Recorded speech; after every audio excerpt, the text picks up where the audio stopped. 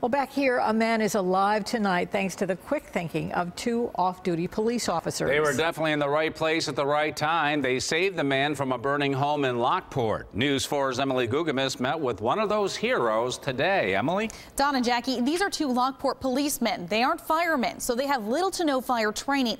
But like so many first responders, it was never a question if they would help. It may be cliche, but it's the way to describe that instinct reaction first responders seem to share. It's just what we do. It's when somebody asks for help, we help. Lieutenant Todd Chenez and Officer Michael Stover are two of about a dozen Lockport police training for the Buffalo Marathon. The two were off work and out for a 3-mile jog Monday afternoon, oblivious as to what they were about to run into on Holly Street. The fire started in the basement of the house where we're told the man does woodworking, and smoke quickly filled the inside of the home. That man's wife ran outside, and just then, two off-duty policemen were jogging by. The lady said, you know, my husband's inside the house, he's not coming out.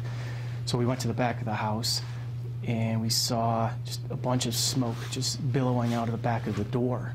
And Mike and I ran into the house. 69-year-old Harold Storms was passed out in the basement. Chenez and Stover tried to carry him out, but he was just too heavy.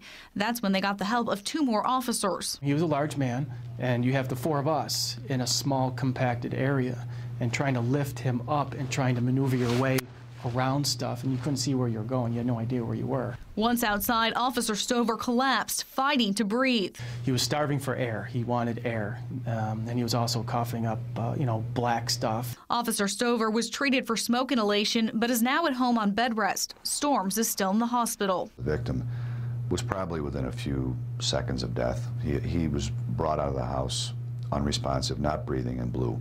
The fact that they repeatedly went back in to try and find this gentleman and finally bring him out were the key factors that pretty much saved this man's life.